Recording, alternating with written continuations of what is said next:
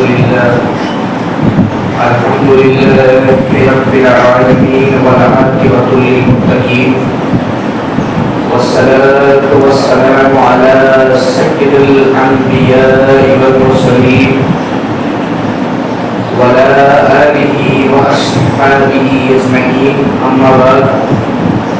أعوذ بالله من الشيطان الرجيم بسم الله الرحمن الرحيم اهدنا الصراط المستقيم صراط الذين أنعمت عليهم صدق الله العظيم وبلغنا رسوله النبي الكريم ونحن على ذلك لمن الشاهدين والشاكرين والذاكرين والحمد لله رب العالمين. کس زبان سے ہو بیان عز و شان و اہل بیت، مدح ہوئے مصطفیٰ ہے مدح خوان اہل بیت، اور ان کی پاکی کا خدائے پاک کرتا ہے بیان، آیا تطہیر سے ہے ظاہر عز و شان و اہل بیت، آیا تطہیر سے ہے بیان عز و شان و اہل بیت، اور ان کے گھر بے اجازت جبرائیل بھی آتے نہیں، جن کے گھر بے اجازت جبرائیل بھی آتے نہیں، قدر والے جانتے ہیں قدر شان و اہل بیت، قدر والے جانتے ہیں قدر شان و اہل بیت. اور پھول زخموں کے کھلائے ہوائے دوست نے، پھول زخموں کے کھلائے ہیں ہوائے دوست نے، خون سے سینچا گیا ہے گلستان اہل بیت، خون سے سینچا گیا ہے گلستان اہل بیت. اور خشک ہو جا خاک ہو جا خاک میں مل جا اے فرات، خشک ہو جا خاک ہو جا خاک میں مل جا اے فرات، خاک تجھ پر دیکھ تو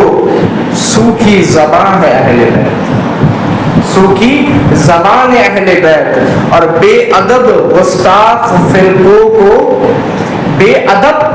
گستاخ فرقوں کو سنا دو اے حسن، بے ادب گستاخ کو سنا دو اے حسن، یوں کہا کرتے ہیں سنی داستان اہل بیت، یوں کہا کرتے ہیں سنی داستان اہل بیت. سامعین کرام السلام علیکم ورحمۃ اللہ وبرکاتہ. خطبہ مسنونہ کے بعد آپ کے سامنے قرآن مجید اور قرآن حمید کی پارہ نمبر 1 سورہ فاتحہ کی آیت 5 اور 6 پڑھنے کا سبق و ثواب حاصل کیا. اللہ تعالیٰ ارشاد فرماتا ہے اہدنا الصراط المستقیم صراط الذین انعمت علیہم، کہ ہم بندوں کو مخاطب کرتے کہ ہمیں سیدھی راہ پہ چلاؤ، اور راہ ان کی جن پہ تم نے احسان اور انعام کیا. ہمیں سیدھی راہ پر چلانا، اے پروردگار ہمیں سیدھی راہ پر چلانا. سیدھی راہ کا مطلب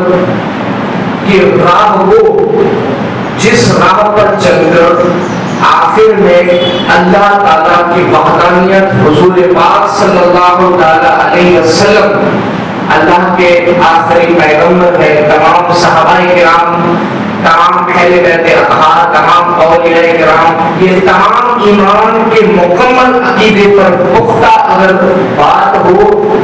تو اس کو کہتے ہیں کہ سیدھی راہ پر جا کے آخر جب اس بشری زندگی، اس بشری دنیا سے ہم جائیں تو ایسے جائیں کہ جیسے سیدھا یہاں سے جنت کا راستہ، ایسا راستہ. تو ایسے راستے پر چلنے کا اگر طریقہ ہم پوچھیں کہ اے رب ایسے طریقے پر چلنے کا اگر کوئی راستہ ہے، کوئی طریقہ ہے، کوئی راستہ یا کوئی طریقہ ہے کہ ہم کیسے چلیں، تو اللہ تعالیٰ سورہ عصر میں فرماتا ہے کہ والعصر ان الانسان لفی خسر، اللہ تعالیٰ کہتا ہے کہ تمام انسان خسر میں ہیں، خسارے میں ہیں، الا الذین آمنوا وعملوا الصالحات وتواصوا بالحق وتواصوا بالصبر۔ کہ اس راستے پر چلنے میں سب سے اولین چیز ہے ایمان، اور اس کے بعد عمل، اور اس کے بعد حق پہ چلنا، اور اس کے بعد صبر اختیار کرنا۔ کہ اگر کوئی بندہ اس چار چیزوں کو مکمل طریقے سے دین اسلام کے طریقے سے سیرت مستقیم کے راستے پر چل کے اس چار باتوں کو اگر اپنی زندگی میں اتار لے تو انشاءاللہ وہ جب اپنی قبر میں جائے گا تو قبر سے سیدھا راستہ اس کی جنت کی طرف جائے گا۔ پولیس کا جو ہے حضرت ابوبکر صدیق، حضرت فاروق اعظم، حضرت عثمان غنی اور حضرت علی المرتضیٰ کریم اللہ وجہہ الکریم کے گفتگو ہم نے چند بیانات کیے، ان کے دور خلافت کے چند بیانات کیے۔ آج اہل بیت اطہار کی طرف امام حسن کی ذات، امام حسین کی ذات، حضرت فاطمہ الزہرا رضی اللہ تعالی عنہما، ان کی ذات کہ وہ کیا پاک ذات ہے کہ جن کی پاکی کی گواہی خود اللہ اپنے قرآن میں دیتے، وہ کیا پاک ذات ہوگی۔ آپ اور میں وضو کرے اور غسل کرے تب ہمارا جسم پاک ہوتا ہے، لیکن ہماری روح کیا پاک ہے، اور یہ ہم خود ہی سے پوچھیں کہ کیا ہماری اندر کی روح پاک ہے۔ ہمارا جسم تو ہم پاک کر لیتے ہیں لیکن ہم اپنے اندر کی روح کو پاک نہیں کر لیتے، لیکن اللہ ان کے جسم اور ان کی روح کا بھی پاکی کا بیان اپنے قرآن مجید میں کرتا ہے۔ ایسے پاک دامن اہل بیت اطہار حضور پاک صلی اللہ تعالی علیہ وسلم کے اہل بیت، اور اللہ نے جو ہمیں حکم دیا اہدنا الصراط المستقیم، کہ سیدھی راہ پر چلے اور راستہ ان کا جن پر تو نے انعام کیا۔ ان پاک دامن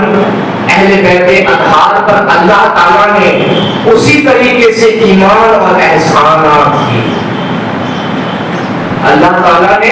ان کو ایسی قوت عطا کی، ایسی طاقت عطا کی، لیکن ایسی قوت، ایسی طاقت، ہر چیز پر اختیار رکھنا، یہ ہر چیز پر کن کہنے پہ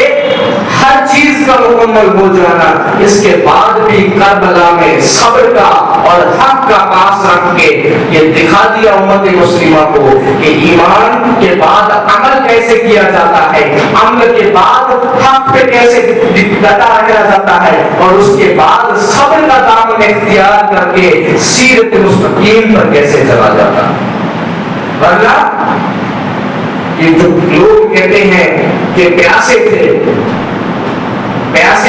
پانی کے پیاسے تھے اور نہر فرات پر جا نہ سکے، نہر فرات پر جا نہ سکے، پانی سے پیاسے تھے، طلب تھی، ارے انہیں کیا طلب ہوگی جس کے انتظار میں جنت کا کوثر تھا۔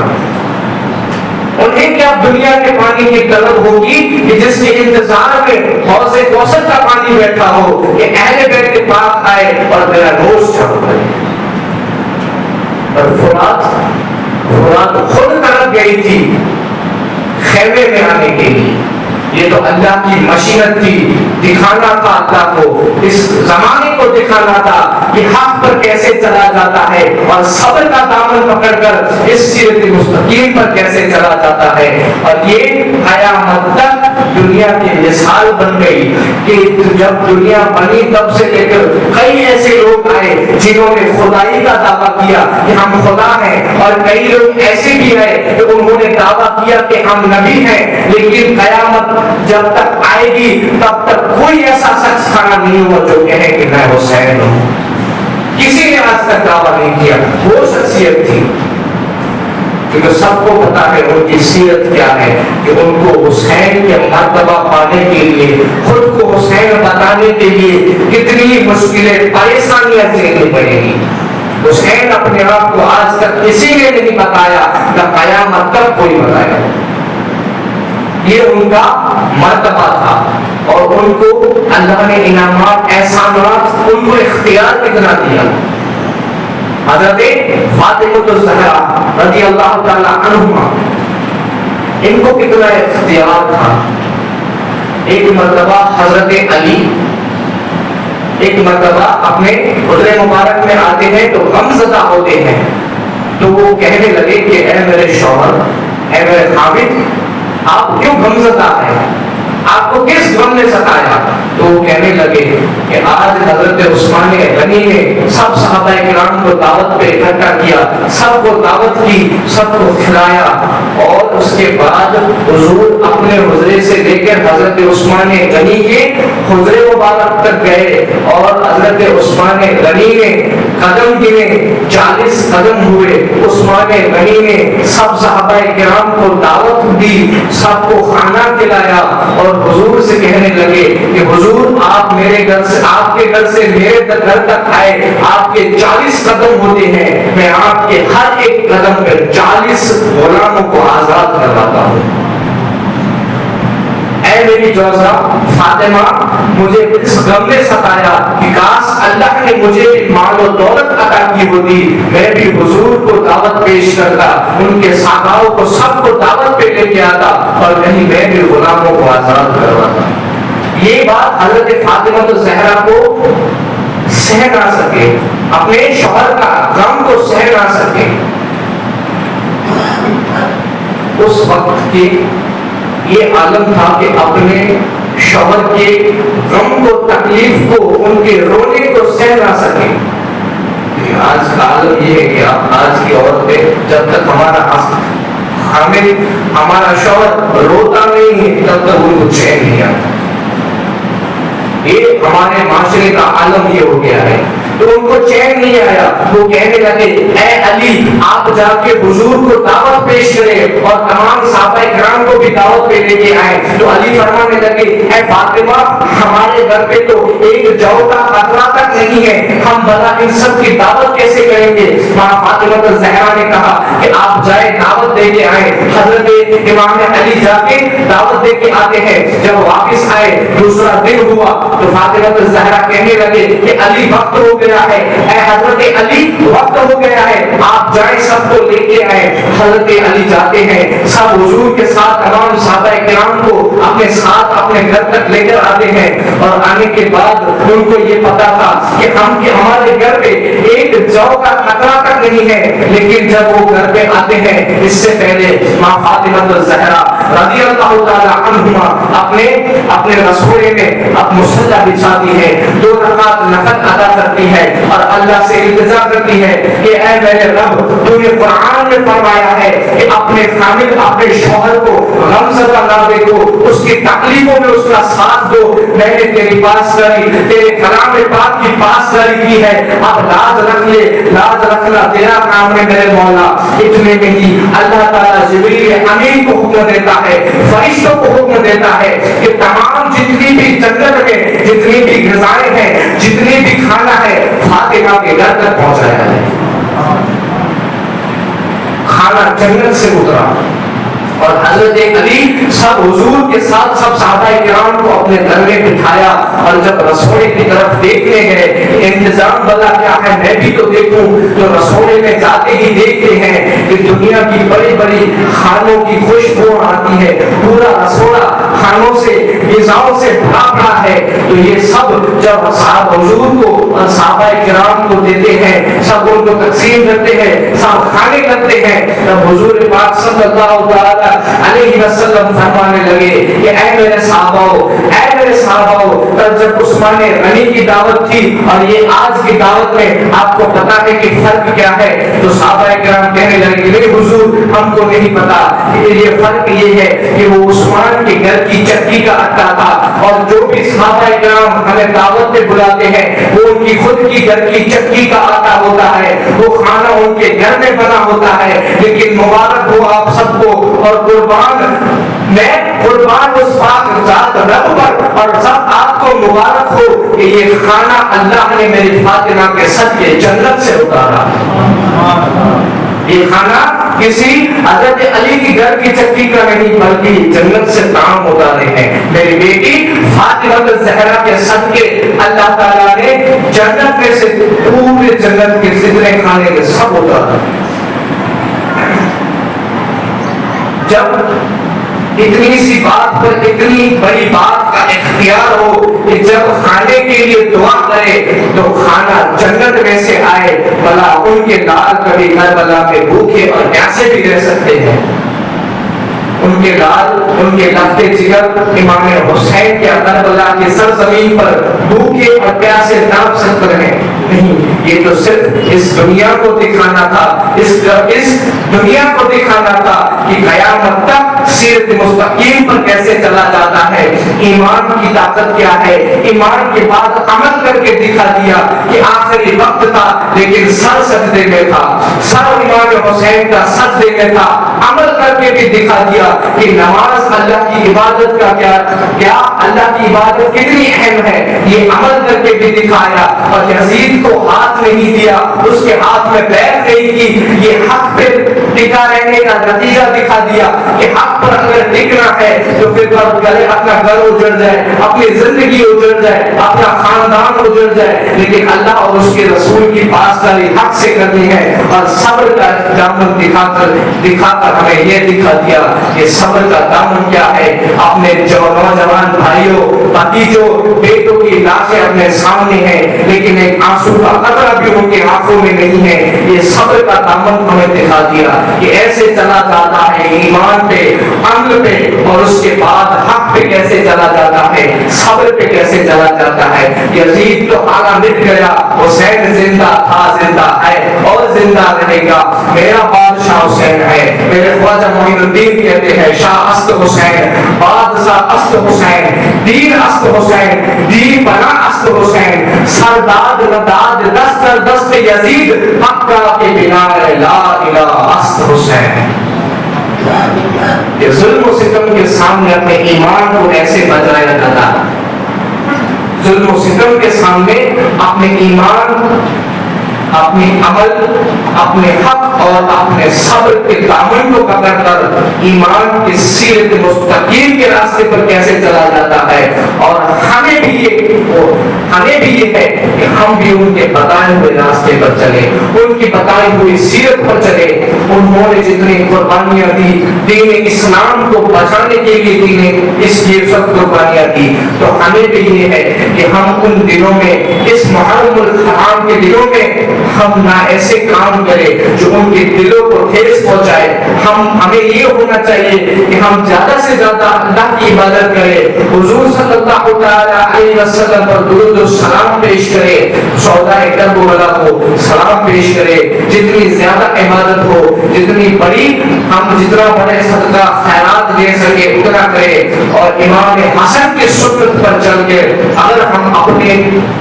رشتہ داروں کے اندر، پہچان والوں کے اندر اگر کوئی گلے شکوہ ہے تو اس کو گلے شکوہ کو دور کر کے صلح کر لیں، کیونکہ کربلا صرف صلح کا، امن کا پیغام دیتا ہے۔ کربلا یہ نہیں سکھاتا کہ اپنوں سے ہی جنگ کرے، یہ تو جنگ کا ایک اللہ کی مشیت تھی کہ دکھانا تھا کربلا کا قربانی